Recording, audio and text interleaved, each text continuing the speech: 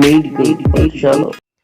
Hello friends, आज की video में हम नर्वस सिस्टम के ऊपर बात करेंगे कि इस सिस्टम में क्या इन्फेक्शन होगा और क्या क्या सिम्टम्स हो सकते हैं जिसके साथ फीवर हमें होता है, किसी पेशेंट को होता है। तो सीएनएस में इन्फेक्शन जब होता है, सेंट्रल नर्वस सिस्टम में इन्फेक्शन होने पर इतने जो सिम्टम यहाँ पे लिखे हैं, इनमें से सारे या कुछ या एक सिम्टम हो सकते हैं। जैसे कि हेडेक है, फोटोफोबिया, लाइट से डर लगना, रोशनी से घबराहट होना, वॉमिटिंग, उल्टी का आना, अल्टर्ड कॉन्शियसनेस, बेहोशी, होश में ना रहना, सही तरह से दिमाग का काम ना करना, फिट्स, मिर्गी की तरह दौरे का होना, fainting, muscle weakness, numbness, paralysis, tremor, abnormal sensation. Abnormal sensation के बाद आपका जो है चेंज ऑफ बिहेवियर। ये सिम्टम्स जो है किसी पेशेंट में देखे जा सकते हैं अगर उसके सीएनएस में इन्फेक्शन हुआ है। ठीक है, इसके साथ साथ आपको क्या करना है, पेशेंट से पूछना है, should ask for any immune suppression, कहीं उसका इम्यून सप्रेस तो नहीं किया गया है किसी दवा के ज़रिए से या किसी थेरेपी के ज़रिए से। ठीक है, जैसे कि कॉर्टिकोस्टेरॉइड तो नहीं इस्तेमाल कराया जा रहा है लंबे टाइम से, या फिर एंटी कैंसर ड्रग्स का इस्तेमाल तो नहीं हो रहा है। हेड इंजरी तो नहीं हुई है उसको, हेड इंजरी होने पर भी सीएनएस में इन्फेक्शन होने के चांसेस होते हैं। न्यूरो सर्जरी तो उसको नहीं हुई है क्योंकि सर्जरी के दौरान भी उसको ये कंडीशन डेवलप हो सकती है या उसके बाद में हो सकती है। अब देखते हैं इसमें कुछ बीमारियां हैं। मेनिंजाइटिस है, यानी कि मेनिंजस के इन्फ्लेमेशन होना, इन्फेक्शन होना। इसमें कौन कौन से सिम्टम्स होते हैं? हेडेक होता है, वॉमिटिंग, नेक स्टिफनेस और फीवर। इसमें नेक स्टिफनेस पे ज़्यादा ध्यान दिया जाएगा क्योंकि ये सारी चीज़ें तो दूसरी बीमारियों में भी हो सकती हैं। यानी कि गर्दन में एक कड़ापन महसूस होगा, स्टिफनेस महसूस होगी, और ये हेडेक, वॉमिटिंग, फीवर तो इसके फीचर्स होते ही हैं। मेनिंजाइटिस दो तरह का हो सकता है, बैक्टीरियल और वायरल। इससे पहले ये एक्यूट और क्रोनिक भी हो सकता है। एक्यूट, सब एक्यूट, क्रोनिक। अगर कुछ घंटे का है, ठीक है, तो उसको हम एक्यूट में रखते हैं। अगर कुछ हफ्ते का हो गया है या उससे ज़्यादा का तो ये हो गया सब एक्यूट। अगर कुछ महीने या उससे ज़्यादा है तो ये क्रोनिक हो जाएगा। ठीक है, बैक्टीरियल इन्फेक्शन जो है ये थोड़ा ख़तरनाक होता है, यानी ज़्यादा सीरियस हो सकता है। इसमें रैशेस हो सकते हैं बॉडी पर। ठीक है, पूरी बॉडी पर रैशेस दिखाई देंगे। सेप्सिस हो सकता है। सेप्सिस में क्या होता है कि पूरे ब्लड के अंदर बैक्टीरिया की ग्रोथ का होना और बहुत तेज़ी से बढ़ना। शॉक लग सकता है पेशेंट को। वायरल इन्फेक्शन की अगर वजह से अगर मेनिंजाइटिस हुआ है तो इसमें जो है ये ख़तरनाक नहीं होता है, ये सेल्फ लिमिटिंग होता है, लेस सीवियर होता है। इसमें फीवर होगा, मैलिस होगा, हेडेक और मसल एक्स होगा। उसके बाद हम इंसेफेलाइटिस देखेंगे। इंसेफेलाइटिस क्या है कि वही ब्रेन टिश्यू का इन्फ्लेमेशन हो जाना। ठीक है, तो ब्रेन टिश्यू का इन्फ्लेमेशन ये यूजुअली वायरस की वजह से होता है।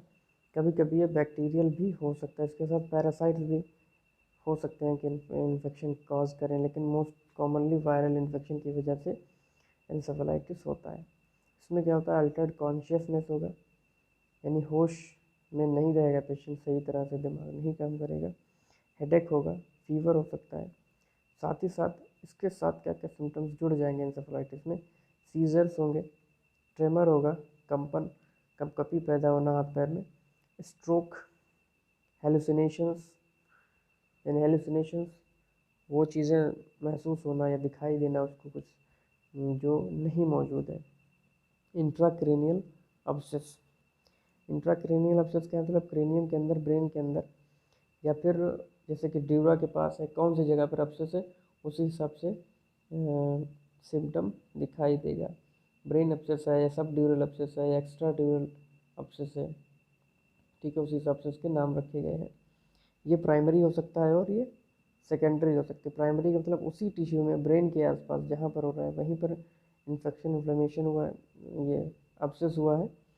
और ये हो सकता है कि ये दूसरी जगह के इन्फेक्शन की वजह से एब्सेस हो जाए, जैसे कि ओटाइटिस मीडिया, मिडिल ईयर का इन्फेक्शन पहुंच जाए वहाँ पर, साइनोसाइटिस की वजह से हो सकता है, मास्टोइडाइटिस से हो सकता है, डेंटल इन्फेक्शन से भी हो सकता है। इसके अलावा बैक्टीरियल एंडोकार्डाइटिस जो होता है उससे भी इन्फेक्शन हो सकता है और एब्सेस बन सकता है। अब हम स्किन और सॉफ्ट टिश्यू में होने वाले इन्फेक्शन के ऊपर बात करेंगे। नॉन इन्फेक्शियस इन्फ्लेमेटरी डिजीज़, कुछ मतलब ऐसी मतलब फीवर हो रहा है, उसमें भी जो बात कर रहे हैं फीवर की बात चल रही है, यानी स्किन में कहीं पर रैशेस दिखते हैं, तब हम ये सारी चीज़ें सोचेंगे। पहला है SLE के बारे में, कह रहा है कि ये एक नॉन इन्फेक्शियस इन्फ्लेमेटरी डिजीज़ है, इसमें भी रैशेस होते हैं। रैशेस इसमें कैसे होते हैं, बटरफ्लाई टाइप का रैश जो है फेस पर होता है, इसको आसानी से हम देख सकते हैं। पेटेशियल रैशेस इन वेस्कुलाइटिक डिसऑर्डर, वेस्कुलाइटिक डिसऑर्डर में भी इसमें जो है अलग तरह के रैशेस होते हैं। पेटेशियल रैशेस से पेटेशिया जो होते हैं, इस तरह के रैशेस कैसे होते हैं, सुई की नोक के बराबर या उससे थोड़े बड़े रेड कलर के रैशेस बॉडी पर पड़ जाते हैं। और क्या करना है कि पेशेंट से हमें पता कर लगाना है कहीं किसी कीड़े ने तो नहीं काट लिया है, तो उसके काटने से भी इन्फेक्शन हो सकता है, और किस कीड़े ने काटा है उसी के हिसाब से हमें पता चलेगा कि कौन सा बैक्टीरिया या वायरस या कोई पैरासाइट इन्फेक्शन कॉज कर सकता है। लोकलाइज्ड इन्फेक्शन की कुछ यहाँ पर एग्जांपल दिया गया है कि मतलब लोकली स्किन में इन्फेक्शन होते हैं, उसके साथ फीवर आ जाता है, जैसे कि इम्पेटिगो। इम्पेटिगो क्या है, ये स्किन का रैश है, स्किन का इन्फेक्शन है। ये मेनली प्री स्कूल चिल्ड्रन में होता है, छोटे बच्चों में होता है, और किसी भी एज में भी हो सकता है, मोस्टली ये चिल्ड्रन में होता है। ये शुरुआत में क्या होता है, छोटा सा पस्ट्यूल बनता है नाक के आसपास या फिर मुंह के पास, जो बाद में फूट जाता है, बस्ट कर जाता है, उसमें से फ्लूइड निकल जाता है। बाद में वहाँ पे गोल्डन कलर की क्रस्ट बन जाती है, ठीक है। सेलुलाइटिस, सेलुलाइटिस में क्या होता है, सेलुलाइटिस ये होता है कि डीपर टिश्यूज़ में इन्फेक्शन होता है, स्किन के डीपर पार्ट में इन्फेक्शन होता है। इसमें क्या होता है कि मोस्ट कॉमनली ये लेग में होता है, पैर में होता है, हाथ में भी हो सकता है, लेकिन मोस्ट कॉमनली की बात हो रही है। या इसमें क्या होता है कि पैर या जहाँ पर ये सेलुलाइटिस हुआ है, स्वालिन होगा, ये रेड होगा, लाल होगा, सूजन होगी। मोस्टली ये बहुत ज़्यादा बड़ा एरिया में हो जाता है और बहुत तेज़ी से फैलता है। इसमें क्या होता है कि जहाँ पर होता है वहाँ पे पूरा रेड हो जाता है, पूरी स्किन एक पूरा बड़ा ऐसा एरिया लाल हो जाएगा और सूजन आ जाएगी वहाँ पर। नेक्रोटाइजिंग फेसाइटिस, ये ख़तरनाक सीवियर बहुत तेज़ी से फैलने वाला इन्फेक्शन होता है, नेक्रोटाइजिंग फेसाइटिस, ठीक है। ये एक मेडिकल इमरजेंसी है, इसको बहुत तेज़ी से डायग्नोज करके इसका इलाज करना चाहिए, कि नहीं तो वरना ये बहुत तेज़ी से फैल जाएगा पूरी बॉडी में और ये पेशेंट के लिए ख़तरनाक हो सकता है। आज की वीडियो में इतना ही रखेंगे। नेक्स्ट वीडियो में हम दो बचे हुए सिस्टम के ऊपर बात कर लेंगे, मस्कुलोस्केलेटल और कार्डियोवैस्कुलर सिस्टम। Thank you.